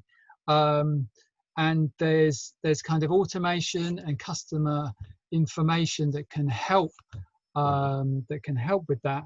And I think that's got a part to play in the broader eco side of things. So I'd like to see that in the new eco standards a lot more technology agnostic. Okay, David, do you want to come back on that at all? If you want to mute. Yeah. I think Andrew Stunnell was just about to pipe up, so it might be useful to hear his views. Yeah, no, Andrew, I'll bring you back in because I know you're very active. Okay. Okay, well, I was just going to say, one of the problems with high-tech houses is they're getting more and more complicated to drive. Now, if I buy a car now, it's got about 12 extra systems to the one I would have bought 15 years ago, but it's easier to drive.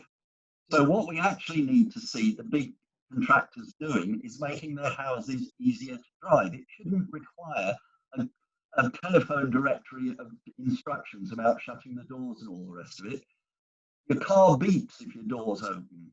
Well, there's ways of solving all of these problems if people look at it in terms of cars. Cars are easier to drive, but much more complicated. Houses are much more complicated to drive, and nobody does it properly. Yeah, that's good. I leave that challenge with the people who do the systems. Yeah. Why are we making it more and more complicated all the time to live in a house about the most basic, easy thing in the world? And that's consumer. The other Andrew said, what about the consumer perspective? The consumer perspective is it's too tricky. If it's hot, I turn it up. If it's cold, I open a window. Nobody tells me how to do anything different. Yeah, I think we're touching on it, but the whole message around behavioural change, and this is a huge opportunity we've got, but also incentives. How do you actually? But you know, the broader point is we've got to use that innovation, and that acceleration is how we're going to move forward and solve some of the problems left behind by COVID-19. So yeah, no, thanks very much on that whole thing around behaviour. I think it's really important, and you know what people's aspirations almost are. You need to be aspirational that you want those things. So can I just go back to David? Did you want to add anything into that pot? That was useful. Thank you, Neil and Andrew. Yes, there's certainly a behavioural piece there that needs to be picked up, but I think there's a mismatch, as I think you said, Neil, between the policies that are currently under consultation, such as the future heat support and low carbon, and eco. And as it currently stands, I think eco doesn't support enough technologies and actively restricts them in places, particularly district heating and promotion of heat networks, which the government have identified as a key way of reaching net zero in the clean heat future schemes. And just seeing it broaden, there's a lot of people on the fringes of eligibility that need to be picked up. Eco 3 narrowed everything down. It needs to be broadened so that all people could benefit, and technologies like shared ground loops and hybrid systems need to be included.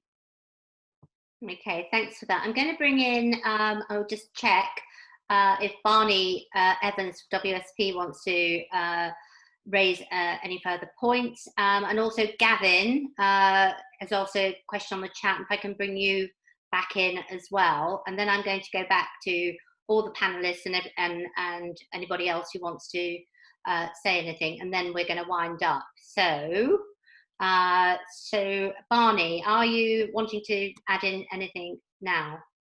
No, sorry, no, thank you. I mean, that was really good. I did ask a question earlier about whether there was any update on the building regulations, but no one seemed to know. I might be asking the wrong people. So if anyone does know, that'll be great. Yeah. Thank you. Yeah, that's okay. And have we got Gavin? Yes, bring back Gavin from University of Oxford, I think. Thank you. This is a question for all of you who are involved in MMC, really.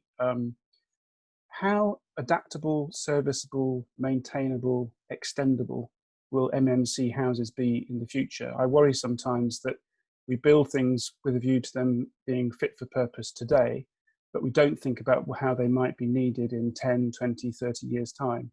And so we have this sort of fit and forget, the technology will sort it out mentality, when actually maybe what we also need to think about is how different family circumstances, situations, having a family, retiring, all of those issues lead to changes in the building stock. And we have the existing buildings, although they are firmly poor, some of their benefits and their longevity could be put down to the fact that they are very, very adaptable to life situations changing. Do MMC houses have to stay the same? And so therefore, is it that they won't actually last that long because they won't be very desirable or adaptable? It's a problem that I sort of sometimes grapple with as I'm cycling to work. If only that I were cycling to work these days. But I worry about it, that we're thinking very short term and not thinking medium to long term about the future of some of these technologies that we're investing in. Yeah, I think that's a very good point. And Bukky, I think you referenced that, and I think Victoria and Neal again. So if you can make this sort of like a wind up comment and from your perspective. Sure, thank you, Jill. Just very briefly, I'm not sure that the two things should be mutually exclusive. I think it was just back to my point about technology should be the solution and the enabler to the outcome that we want. So I think the good thing about MMC is you can set your parameters in terms of what you're trying to achieve. So I think it's more about understanding what kind of homes we want to build and what kind of homes we want to retrofit. Even though, you know, there are sort of complications we're applying to that to retrofit, and then making sure that we are delivering to that standard. And I think what underpins that, again, you know, I will say it as long as I'm blue in the face, is that clear, simple roadmap, because I think we know where we want to get to, but it's not at all defined the way that we get there. And I think starting to kind of, you know, narrow down some of these options and get a more cohesive approach will definitely be the answer. And I think just to Andrew's point earlier about the analogy with the car, absolutely agree. I think we would say that this is why fabric first is so important. You know, real advances in the fabric, not as exciting, not as visible. The customer doesn't need to engage with it, the public, it just does what it's supposed to do. And there's plenty more sort of room for innovation in that area. Thank you. That's great. Neal. Again, just sort of echoing Bukky's comments around building. I don't see why that would be a problem in the future. I think in terms of what we're thinking around the MMC houses that we're involved in, one of the decisions we've taken is to put cooling in, because we think that's going to be needed over the lifetime of the home. However, that's a bit of an energy hog, so it's got its own generation, but also the waste heat goes into heating your water. And there was a comment earlier around zero energy bill homes. I think as we move towards these very high fabric standards, actually you need very little space heating. Most of the energy in the home is around water heating. And so anything that can help with that is useful. And I think that's an example of again, just focusing on outcomes rather than specific technologies, because they will change over time. Good point. Okay, and Victoria. Yeah, we've tried to future-proof our Edaros homes by having 4 designs with 4 different heat solutions. So although one is the traditional gas combi boiler, we've also got a design with an air source heat pump, one with a ground source heat pump, and one with a solution for district heating. I think it's a really interesting question as to whether the homes are reconfigurable, and I don't think I've got a good answer on that, so I'd have to go away and check. But one thing that really is on our radar is the circular economy, and us developing our designs so that we are utilising reuse or building or materials with recycled content, and in future designing for disassembly. So so that's one thing that's on our radar, and in fact one of the things that we think is an important solution for the UK as a whole, that the housing standard should be moving in that direction as well. Okay, that's great, and we're getting towards the conclusions now, the concluding part, but we've got Rose Shard, thanks very much for your point out on the chat that you are designing and testing smart energy technologies for net zero with consumers, including households on lower income and various vulnerabilities. So, that's really good to hear. And Gavin, again, just quickly, how can future residents adapt their MMC home without messing up the fabric of the building? I think that might be one we'll have to pick up on another day, because I think we could be here all day talking about some of the many questions and points that have been raised today. I think it has been a comprehensive discussion. Just going to quickly check if Andrew Stunnell, Lord Stunnell, if you want to come back and say anything more. I think that might be a yes. Yes, there he is. And then we'll wind up and say where's next. Okay, Andrew. Well, all I wanted to say is that I think it's been a really interesting conversation. I hope we won't lose track of some of the points that have been raised, including those on the chat. I mean, lots of open-ended questions about where we go next, but I think a real opportunity that must not be missed. I'm actually slightly overdue at my next meeting, and so I was just about to say thank you very much, but I'm sorry I've got to leave. Yeah, okay, well, that's great. Thanks for your time, and see you soon. And I think just to conclude, because it's actually 5 o'clock, which is when we're meant to conclude, so expertly chaired, but just to say thank you to everyone, including our sponsors, but particularly to Bukky from Barratt, Neal, Coady from Centrica, and Victoria Hutchinson from Atkins, and every single one of you who's been on the call today. The next stage, obviously, this is the 3rd in our decarbonisation series. And so what we are going to be doing next is our findings and solutions. We do want to capture, we've recorded the session, making notes, capturing the conversation and the chat, and we'll be bringing that together with the help of the University of Oxford to a session on the 16th. I think it's the 16th of June, Emily, so not long. Yes, that's right. It is the 16th, good. But I think it only remains to say once more, thanks very much for all you do. I think it's been an excellent session. It's been very broad ranging, and we didn't get stuck in that little rabbit warren that I was worried about. So thank you everyone for being on the call, and have a good afternoon. Okay, thank you.